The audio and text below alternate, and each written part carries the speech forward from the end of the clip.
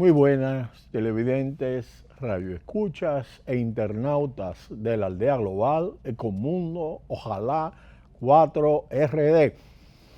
Hemos estado conversando en Ecomundo sobre el acercamiento creciente en las relaciones entre China y Rusia a propósito de la guerra comercial entre Estados Unidos y China y de el expansionismo que ha venido desarrollando China a partir de su creciente avanzada en la llamada Ruta de la Seda. En tiempos de la Unión Soviética es importante comentar, y ya lo habíamos hecho en Ecomundo, que se creó un cisma importante dentro del movimiento comunista internacional y en 1969 ambos estados, el chino y el ruso, sostuvieron un conflicto armado por un diferendo limítrofe. En los años 70, cuando Vietnam invadió Camboya y China invadió Vietnam, la Unión Soviética, y liderada desde Rusia, respaldó a Vietnam. Fueron precisamente esos conflictos de interés los que hicieron posible el acercamiento entre el régimen comunista chino y un gobierno republicano en los Estados Unidos tras la visita de Richard Nixon a Beijing en 1972. ¿Qué explicaría entonces que ahora ambos estados parezcan aliados indisolubles? Hace ya un par de décadas, el internacionalista Kenneth Wolf lanzó la siguiente advertencia: la ampliación de la OTAN, la Organización del Tratado de Alianza del Norte, trazó nuevas líneas divisorias en Europa y alinea a aquellos que quedaron fuera del proceso y que no tiene un final lógico en su avance hacia el oeste de Rusia. Lanza a Rusia hacia China en lugar de acercarla a Europa y a los Estados Unidos, sostuvo Kenneth Wolf. La OTAN fue creada en 1949 por los signatarios del Tratado de Bruselas, Bélgica, Francia, Luxemburgo, Holanda y el Reino Unido, Estados Unidos y Canadá, junto a otros 5 países europeos, y su objetivo fundacional fue dedicarse a la organización europea tras la Segunda Guerra Mundial y ante la amenaza de la Unión de Repúblicas Socialistas Soviéticas, la URSS. No sin razón, en la actualidad, los rusos temen que la OTAN no se limite a incorporar un número creciente de países que antes pertenecieron al Pacto de Varsovia, sino también incluya a las antiguas repúblicas de la Unión Soviética. Eso es lo que en teoría de juegos se denomina interacción estratégica. Se trata de situaciones en las que el logro de nuestros fines depende en parte de las acciones que podrían elegir otros actores para conseguir sus propios fines. Por ello, al elegir las acciones a través de las cuales esperamos obtener nuestros fines, deberíamos intentar prever o influir sobre las acciones de aquellos actores de los que depende en parte que obtengamos esos fines.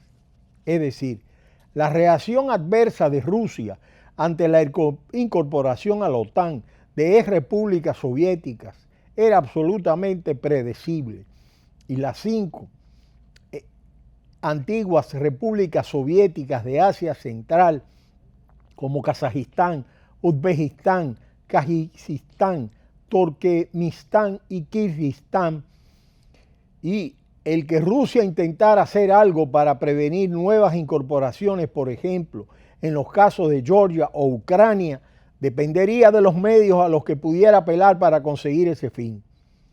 Una Rusia cuya economía no se ubica siquiera entre las 10 más grandes del mundo, es el número 12 el pasado año 2018, y que había perdido a sus aliados de la Guerra Fría, como aquellos del llamado Pacto de Varsovia, precisaría de nuevos aliados en sus conflictos de interés con la OTAN y en general con los Estados Unidos en particular. El Tratado de Amistad, Colaboración y Asistencia Mutua, que comúnmente se suele conocer como Pacto de Varsovia, fue un acuerdo de cooperación militar firmado por los países integrantes del bloque del Este allá por 1955.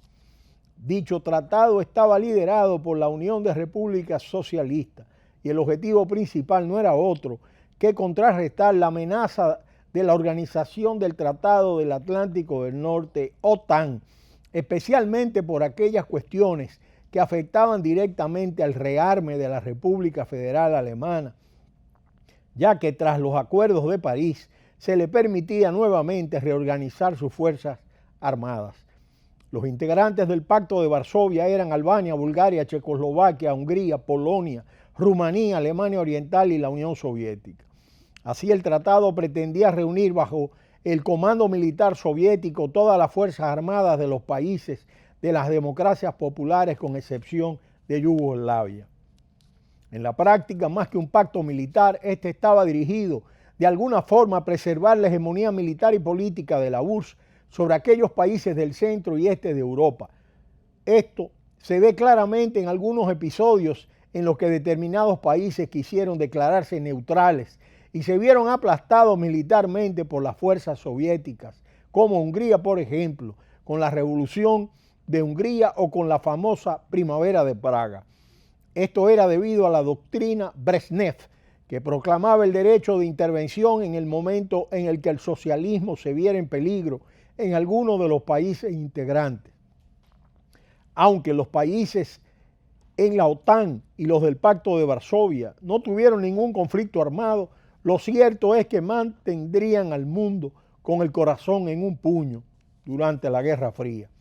Finalmente, en 1988, Mikhail Gorbachev, líder de la Unión Soviética, anunciaría lo que sería la llamada doctrina Sinatra. Esta doctrina evidenciaba el abandono de la anterior doctrina Brezhnev. Así pues, los países de Europa del Este podían hacer lo que consideraran oportuno a partir de ese momento. Ese fue el inicio del fin del Pacto de Varsovia, pues dicha doctrina contribuiría abiertamente a la aceleración del abandono del pacto.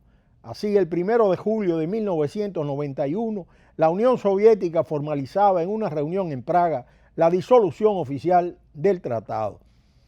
¿Qué incentivos tenía China para convertirse en ese aliado de Rusia en la actual coyuntura? Cuando al menos dos. De un lado, el denominado pivot al Asia, iniciado bajo la administración Obama.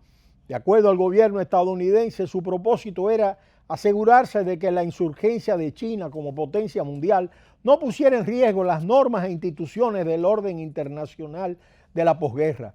La idea tiene algo más de un siglo y pertenece al padre de la geopolítica, el geógrafo británico Halford J. Mackinder, que pronunció en 1905 una conferencia titulada precisamente El pivote geográfico de la historia. En su concepto hay un eje o pivote sobre el que giran unas relaciones de poder internacionales fuertemente condicionadas por la geografía. Este punto se encontraba en Asia Central, de acuerdo a Mackinder, y le condujo a enunciar su teoría más célebre que ha condicionado la política internacional del último siglo y se resume en la idea de quien controla el corazón del continente, que él denominaba Heartland, controla el mundo. En su primera versión funcionaba a modo de profecía geopolítica, intentando encontrar un patrón geográfico por el cual un país se convertía en potencia mundial. De acuerdo a esta teoría, los grandes imperios a lo largo de los siglos tenían un fuerte componente de expansión terrestre y todos ellos procedían o habían controlado la zona de Asia Central. Es por ello que denominó a esta parte del planeta área pivote. La gran ventaja geoestratégica de la región y con ella del valor de este Heartland era que hacia el oeste se accedía a la gran llanura europea, hacia el sur la actual India y hacia el este la milenaria China. A esta amplia zona que rodeaba el núcleo clave la denominó como creciente interior. Muchas cosas han cambiado en 100 años, empezando por el concepto de un corazón continental que asegura el dominio del mundo. Pero la teoría del pivote ha regresado de la mano de los cambios producidos por la globalización. De acuerdo al gobierno chino, el propósito del pivot al Asia motorizado por Estados Unidos era contener la insurgencia china, posibilidad que no descartaba la estrategia estadounidense en caso de que el régimen chino tuviese una conducta considerada hostil. Pero al actuar ambos estados con base en previsiones relativamente pesimistas, presumiblemente por un cálculo prudencial, podrían terminar convirtiendo esas previsiones en una profecía autocumplida. Añadan a todo ello el conflicto comercial que inició la administración Trump y tendremos una explicación bastante plausible de las razones que hicieron que de pronto se estrecharan los lazos de China con Rusia. De hecho, Rusia y China han dejado clara su postura común en el terreno internacional, donde comparten posturas sobre Siria y Corea del Norte. De hecho, bloquearon en la ONU una declaración sobre la represión en Sudán, a la vez de constituirse en los principales respaldos internacionales del régimen de Maduro. Emitieron una declaración conjunta en la que llamaron al diálogo en Venezuela y se opusieron a una intervención extranjera en el país latinoamericano. Además, recalcaron su oposición a las sanciones unilaterales de Estados Unidos a Irán y han pedido a Irán que se abstenga de tomar medidas para terminar el plan de acción integral conjunto sobre el programa nuclear iraní.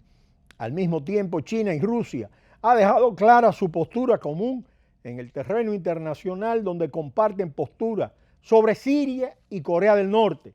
Como parte de este proceso, bloquearon en la ONU declaraciones en función de sus propios intereses. En este sentido, han criticado también la retirada de Estados Unidos del Tratado de Armas Nucleares de Medio Alcance, un pacto clave para el control de armas de la época de la Guerra Fría. Para analistas y observadores, esta medida que Rusia replicó después, retirándose a su vez del pacto que considera socavará la estabilidad estratégica. También mostraron su preocupación por la creciente amenaza de una carrera de armamentos en el espacio y pidieron un acuerdo internacional legalmente vinculante que las prohíbe.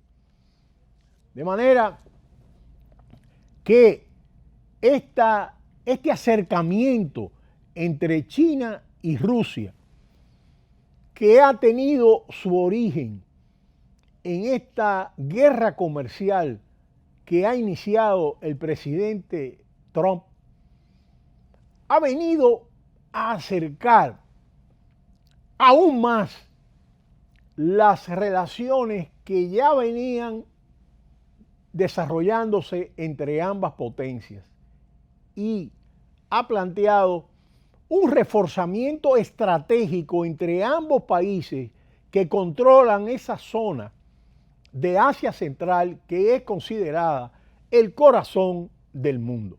Pero será hasta mañana cuando volveremos en Ecomundo, ojalá 4RD.